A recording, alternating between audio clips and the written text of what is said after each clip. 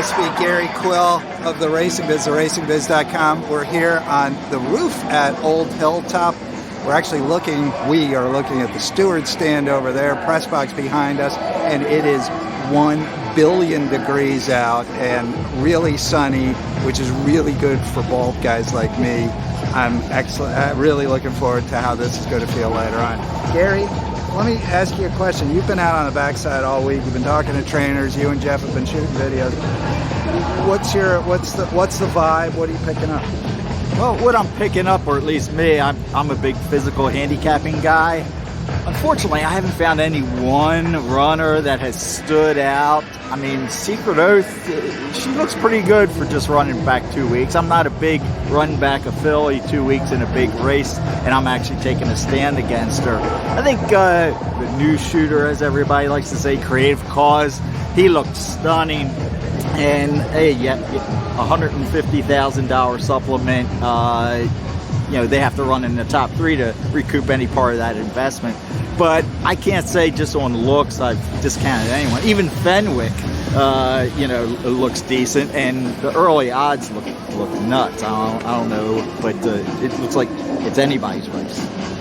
Yeah, it's basically, I mean, the early odds were basically saying it's Epicenter or anyone else, and they're all pretty much the same. I mean, the odds on Fenwick were 8-1. He was 8-1 in the early betting, which is just mystifying. I mean, I talked to his trainer Kevin McCathan the other day, and he said, "Look, we're 50-1. We're 50-1 for a reason. We probably should be 80-1." And certainly, everything in this PPs tells you that. He's one horse that's going to be looking for the lead. Early voting's another, Armagnac's another. You see the pace heating up? Do you see it being tough on particularly early voting, who looks like a major player in this spot? Yeah, I'm coming into this race, the early makeup was early voting. Will early voting get an easy lead? But talking to the trainers, even Tim Yaktine on Armagnac said they're going to want to go because that's how that horse has been able to be successful on the lead. As you said, Fenwick's going to go, so it's going to be a quicker pace than usual. It's going to be interesting how the track plays. Yesterday, the times at least were not real quick, meaning the track was playing fair. The winner of the Black Eyed Susans came just off the pace, which was actually quicker than the earlier times. And the first race today saw the first 2 horses on top in a sprint.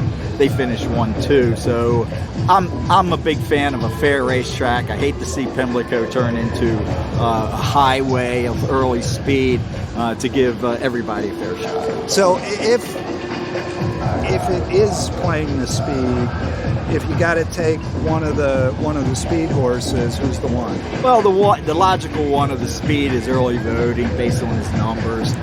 He ran a bang-up race in the Wood Memorial. Some people might say it was an easy lead, but the numbers came back really strong in the Wood. I thought that was not real great, but Mo Donegal didn't run a bad race, so you gotta respect the number. But I think with a little pressure, maybe it turns into a meltdown and a horse, off the pace. Obviously, Epicenter, if Rosario sees it's a hot pace early, he'll just take back and he'll get first run as they come into the stretch. Yeah, for sure, because he's breaking from the 8-hole, so he's going to be able to kind of pick his spot and make the run when he wants to use his horse. Now, let me ask you, because again, you've been back here, back on the backside here at Pimlico for the last several days. Are there any connections that are striking you as sort of extra confident or, feeling like their horse is going to run a big race? Well, I mean, I gravitated to simplification early because they brought him a couple days after the Derby. And there's some history here. Louis Couture's comes to mind as a horse that didn't run all that great in the Derby. Nick Zito brought him here right away, was the first one here. There's something to be said about being acclimated to the track. So their connections, they've been here for almost 2 weeks now. I like the vibe I'm getting from them.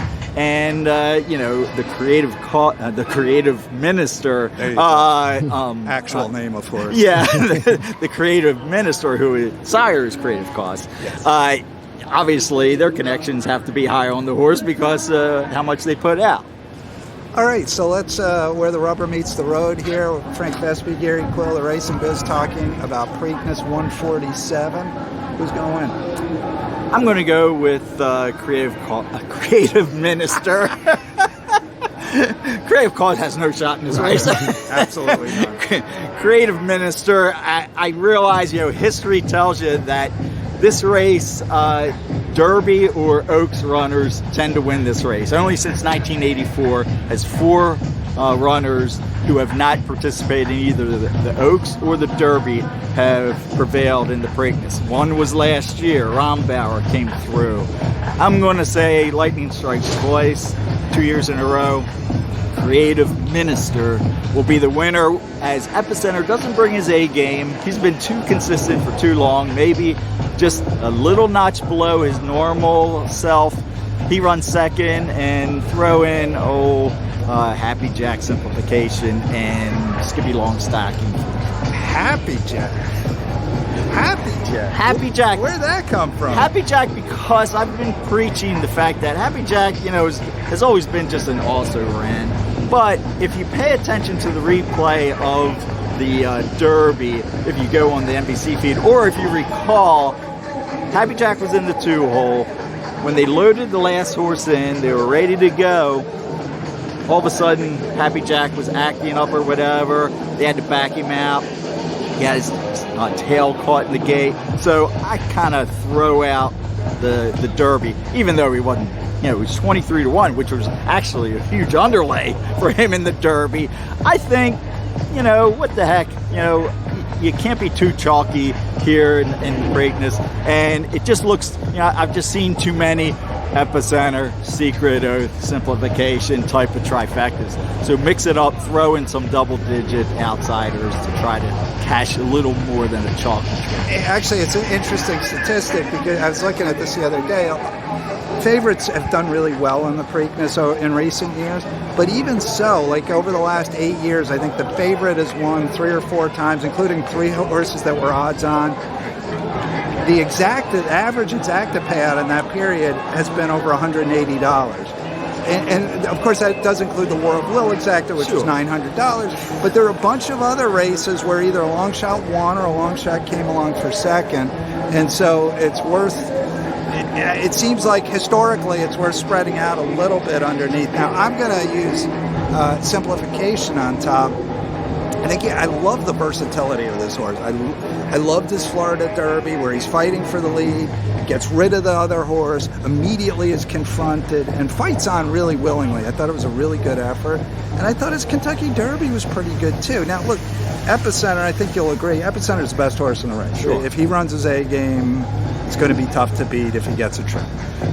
But if he regresses a step or two, and simplification just runs the same race again, I think he's right there. I mean, I don't, so the familiarity you mentioned, and I think he gets the trip here. I think he can sit back, Again, Epicenter's a little better coming from that spot, but if he doesn't have his A game or simplification gets better trip, I think he will get the right sort of pace scenario to run into.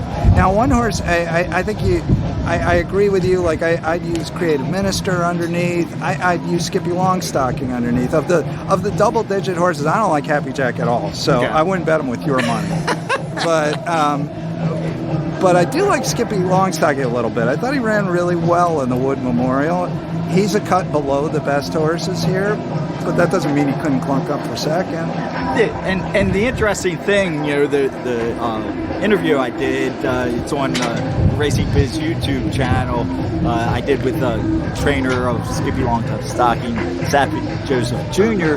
He said something interesting. He said when the horse was running a mile, it looked like he was getting tired.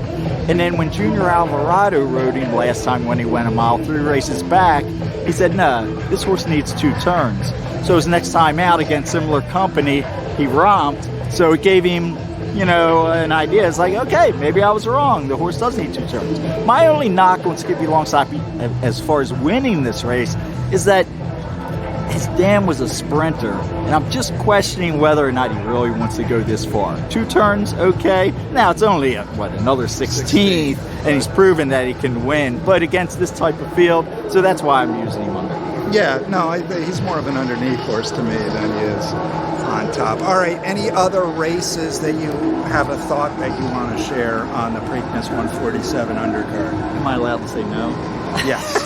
What? No, I like, I believe, in the 10th race, it's going to be formful. There's a horse by the name of Ready to Perform. He's a 5-2 morning line favorite. I think the race sets up well for him. He's had some time off, and I just think he's a cut above. If you get anywhere close to the 5-2, 2-1, I'd jump on it.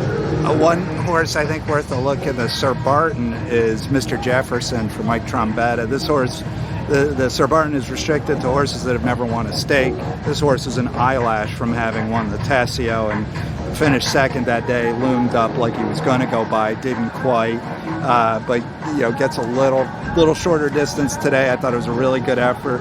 Trombetta's handled this like a horse that he likes all along, and that speaks volumes to me. So I think Mr. Jefferson, at a bit of a price, is worth a look in the Sir Barton Stakes. All right, that's going to do it for us here from Pimlico. Preakness 147 coming up at 7. Gary, any last thing you want to say? Just remember, Frank, even though it's 95 today, it's not the heat, it's the humidity. Happy Preakness.